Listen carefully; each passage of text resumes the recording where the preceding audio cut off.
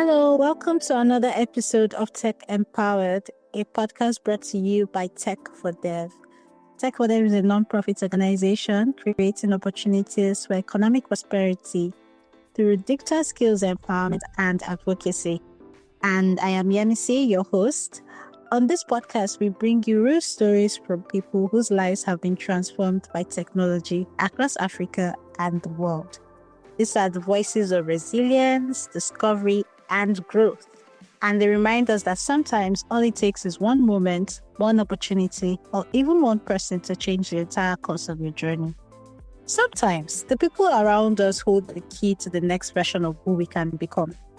Today's guest, Peace Ojo, is a perfect example of that. Her journey into product design began because a friend saw potential in her and decided to share a list of tech skills with her. Since then, she has gone from self-learning the basics of product design to receiving multiple scholarships, building real-world products, and becoming part of a vibrant tech community through the Women Techsters Fellowship. But we won't give too much away just yet, so let's hear directly from Peace about where it all started, what she's learned along the way, and how she's designing not just products, but a career full of purpose. So wherever you are, grab a drink, settle in, and let's dive right in. Hello, Peace. Thank you so much for joining us today. Hi, Yemisi. Thank you for having me. Awesome. Okay, so let's start from the beginning. Let's meet Peace. Can you briefly introduce yourself? Who is Peace? Where did you grow up? What do you do? What makes you tick? So, my name is Peace Ojo. So, I am from Ekiti State. So, I grew up in different states. I didn't actually grow up in one state. So, I graduated from University of Ibadan, where I studied sociology. Apart from tech, apart from sociology, apart from product design, I also crochet. I love making beautiful outfits out of wool and yarn. Yeah. So apart from being a sociologist and being a product designer, I as well crochet. Yes. Thank you. Interesting. Where in Ekiti are you from? I'm from Ekiti State. I'm from Imesi Ekiti. Oh, nice. Okay. Cool. So you said you grew up in multiple states. Where can you list some of them? Okay, I was born in Zamfara, and I spent my early years there. So from Zamfara, I moved to Port Harcourt, and Ekiti. Then I moved to Akure, then Ibadan, where I schooled. Wow. You've been to almost different regions in Nigeria. That's really cool. Thank you. Okay, so how did you decide to change your career path? How did you come across the idea of a career in tech? And out of all the possible paths you could have taken, why did you choose product design? Okay, so it all started in 2020. I think that COVID period was a blessing in disguise. Let me put it that way, because we're at home, and I think I am waiting to resume final year in University of Ibadan. So we're at home for that 2020. So, 2020.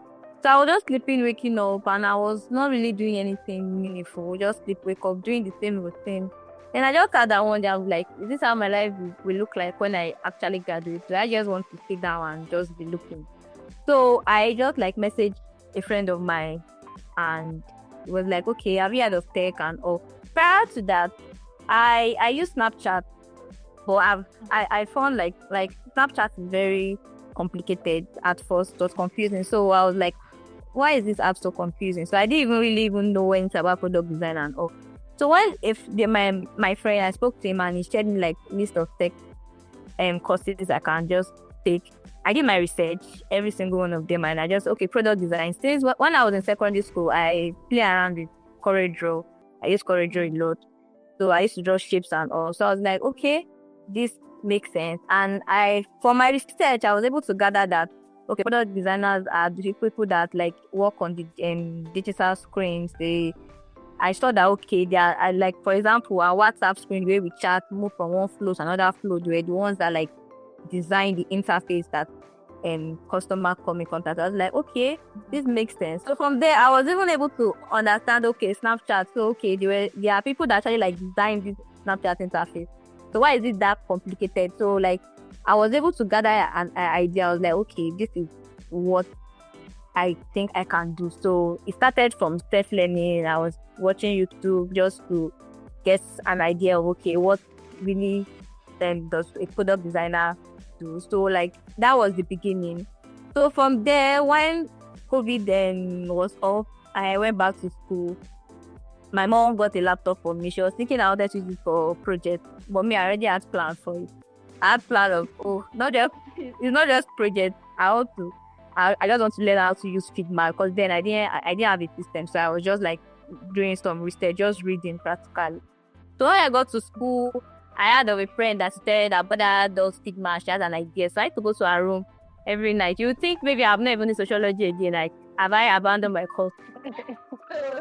There's a way I do it. Like, okay, after lectures at night, I'll just go to her room. Okay, put me through. How can I draw this rectangle? How can I do this? So she was able to put me through the help of her and her brother. So it all started from there. So I was able to manage my time well. So I did like this during the day, school runs and all lectures, class. Then when at night I run to her room, then at night I have time to just at least I tried to make it like an intentional effort to at least do something about product design every day.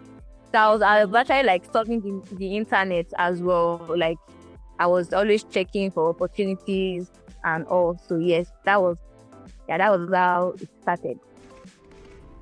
Interesting. So how did you find out about the Women Techsters Fellowship, and what was that experience like for you? I found out through a friend, that's Anna.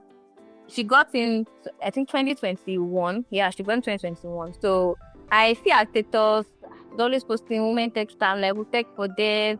And like I could see the growth like in her career, because she speaks about tech for dev a lot on her status. So I was like, okay. I messaged her. I was like, oh, okay, I think I would love to join this fellowship. What's the process like? And also I was able to get to know tech for dev through her, because she was loud about this. She was always talking about it, and learning alone has just been boring. Like I might face some challenges. There's nobody to like talk to. I just needed like that structured learning platform, and I could see that she was talking about it, and I just messaged her, and she was like, okay, they're even starting another fellowship program now, and she'll tell me the link. And also when it opened, I applied, because after then, like, there was a lot of, you have to fill like that form, so I had to take my time that this fellowship, I want to get into this fellowship. So I filled the form, submitted. I was hopeful, and I passed the first stage, did video, second stage interview, and I got in. I was so happy. You will think I won like 5 million naira the day I got that congratulations message. Yeah, I've been accepted. I even did a video that was dancing. I was just so happy that finally, because of the way she pictured, I was like, wow, this is a dream come true. So when it all started, I would already give it all my best, because it was during my NYC and I had the time. Thank God my PPA was not that time consuming, so I had that time to learn very well. So it was really interesting. I was able to meet amazing people. The learning was, my tutor Mona, like, even with the fact that at the beginning she's not a Nigerian, yeah. So like it was at the beginning we were all scared that are we going to be able to learn and all, but it was a very wonderful experience. She's someone that carries everybody along. She does not mind explaining the same thing like over 20 times. She says, do you understand? She'll go over it again, just making sure that everybody is carried along. Like that was it for me. And she's actually also approachable. Like you can enter a DM and say, Mona, this is it. So the learning was just very interesting. And if there are challenges that I face, I can reach out to my team members. Okay, my team lead Tony that time, I would like reach out to her, okay, can you put me through this? I can't make it of a picture on Figma, or I need to do research. So I can reach out to people, my team, so everybody's ready to like help. It was a very like, how will I put it, growing community. Like, everybody's there to support each other, everybody's there to like help each other. So that having that safe space for me was, and apart from even teaching us the tech skills, there was the soft skills aspect that I really loved, where people are invited to teach us, okay, it's not just about having the skills, there's communication, there's teamwork. So the soft skills actually help a lot. That is not just getting the tech skills. They're actually soft skills too that you need to have. So all those soft skills too are actually what help, like how you can work with team, because working with team can be a lot. So like we were taught, okay, how we can work with team, how we can communicate well, how we can improve our CV. So it was a rich, let me put it that it was a rich program for me, and that was what like kickstarted my product design career. Because even after Tech for Dev, my first like experience with like team, so I got it through Tech for Dev internship program. I interned in Greenwich. Yeah, so that was what gave me my first experience with a team, and that was what kickstart my career. Awesome. Thank you so much for sharing that. How was it landing your first role as a product designer coming from a sociology background? Was it a smooth transition, or did you face like any challenges along the way? Okay, for me, I would say it was smooth, because sociology, basically right from school, we do a lot of research. Sociology, we study like people and society. We study like how group of people behave a certain way, how they react a certain way. Like, we do research. We can do research on a community of people in, let's say, Oshogbo. Why do they eat this kind of food? Like, that's like what sociology is all about, like understanding people, solving their problem. So it was in the research aspect, it was kind of like very easy for me, because I was like, okay, this is sociology. This is like, we do a lot of research. We try to solve problems in society. We try to understand why people behave this certain way, why they react this certain way. So for me, in the research aspect, it was very smooth, because I was like, okay, I can just translate this into products. Okay, so I'm trying to gather research. Why am I building this app? What are the pain points of people using this app? Okay, why should people come and use the app I'm building? How am I trying to solve their problem? How am I trying to make their life easier? So it was easy for me in the research aspect. So where I would say I had a little issue was just the technical aspect, trying to know how to understand the tool, like the Figma tools, and it was not like really of a big challenge for me, because I was like able to. Figma is not really complicated; it's straightforward. So it was smooth for me because of my background of sociology, having to read a lot, having to do some research. So yeah, sociology helped me to fit into tech easily. Yeah, thank you. Great, thank you so much. So now you've transitioned from your internship to a full-time role. How was that? What was that experience like, going from internship into your full-time role? What were some of the skills that you relied on to, help you make that move? Okay. So when I interned at Greenwich, it was just like basically, okay, learning for me. It was like basically, okay, now you have the practical experience. So I was able to make use of that particular period, because then it was like not much of like difficult tasks were given to interns. Okay, just like maybe little step. But I was able to. I was somebody that like I wanted to learn. So my line manager at that time, I'm always like, okay, I don't know what I was like. Why are you always giving me change color, change square? Like I want to do something. Why is it that, okay, it's only when you also change a color? I can actually do more than this. How will I know that I can do this thing if I'm not like giving more time to say? Yeah, so yeah, exactly. They started giving me like, okay, flow, okay, work on this flow, work on onboarding flow, work on this flow. So that actually like gave me that confidence that, okay, when I worked on it and he gives me feedback, or that sometimes I would just say, oh, this is very good. Like my self-esteem would just increase to others. Like, wow, I do this.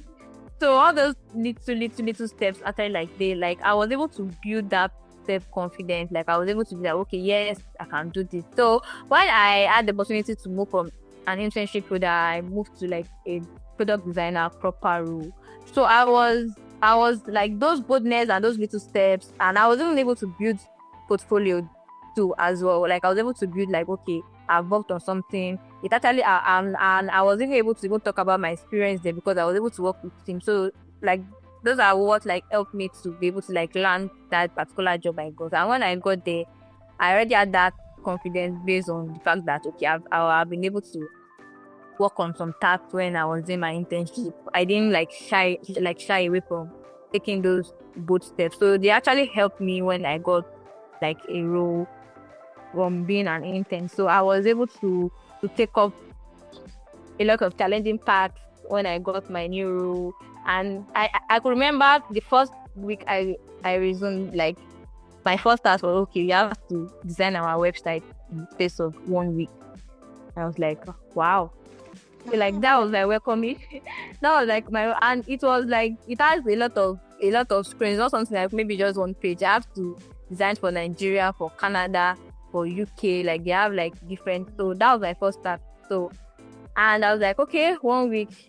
Thank God that I've had experience and I've been able to do so. I was able to deliver in the space of that 1 week, and everybody was like, wow, this is good. So those little steps that I took then really like helped me, like taking, they will say take those baby steps, take those bold steps. Yeah, exactly. So yeah, and that what has been helping me like even till now. Interesting. Thank you so much for sharing that. So one of the components of the fellowship is the mentorship aspect of it, and you have spoken openly about the impact of having a mentor and how that has really helped you in your journey. So what does a good mentor look like to you, and what advice would you give someone who is probably looking out for a mentor or trying to get into like a mentorship program? Okay. So how it all started for me, I was at the beginning, I was not even really like making use of that opportunity, and thank God that I actually like got into it properly.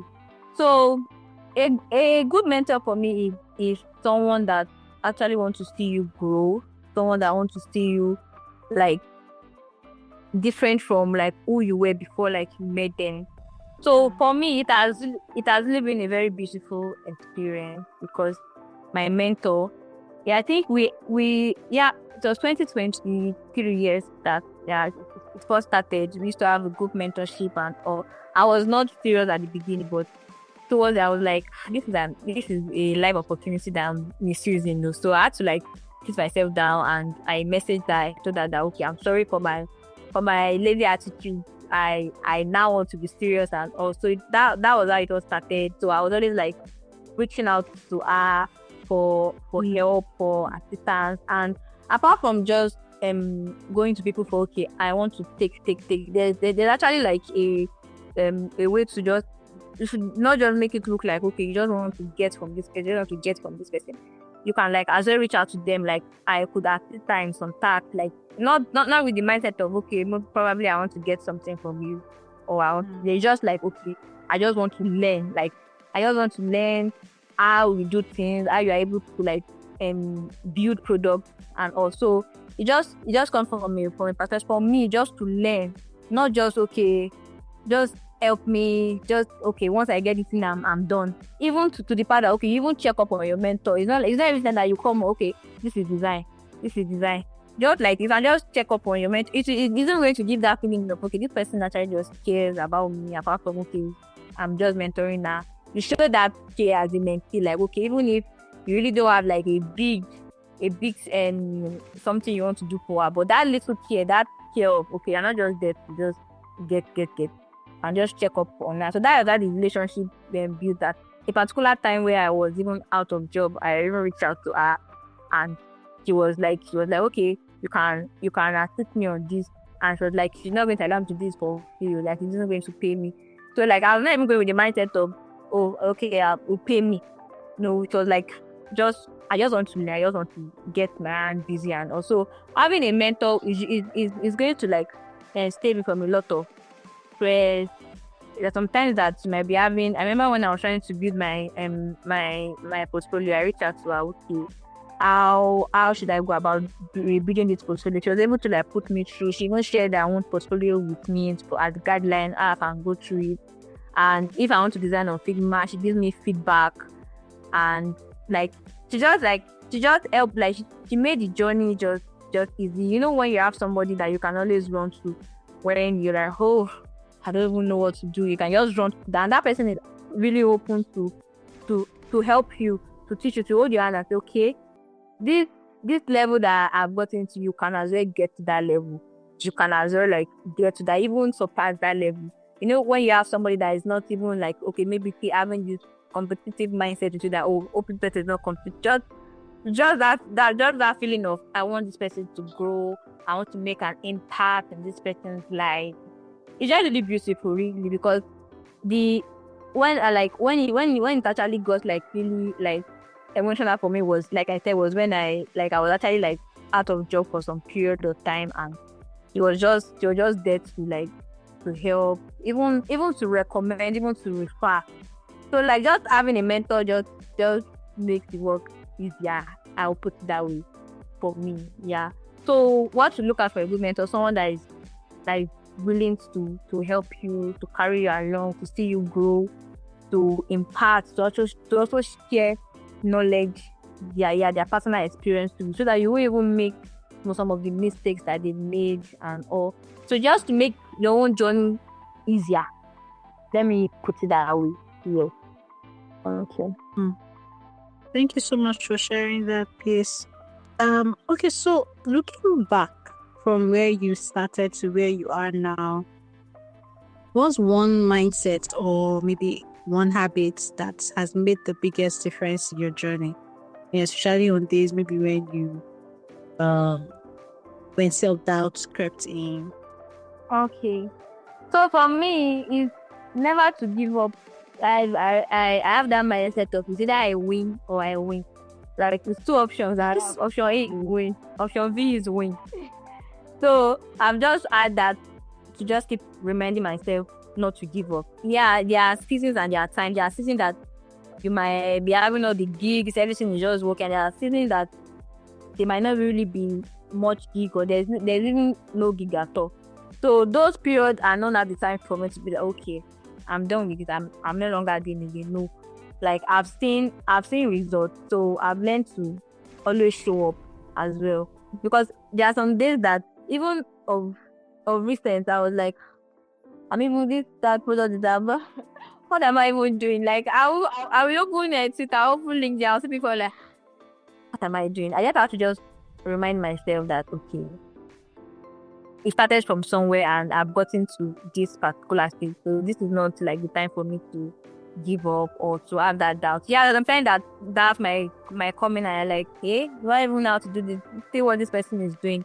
But just keep reminding yourself that you can do it, and you have that, you're not giving up spirit, that you keep on trying.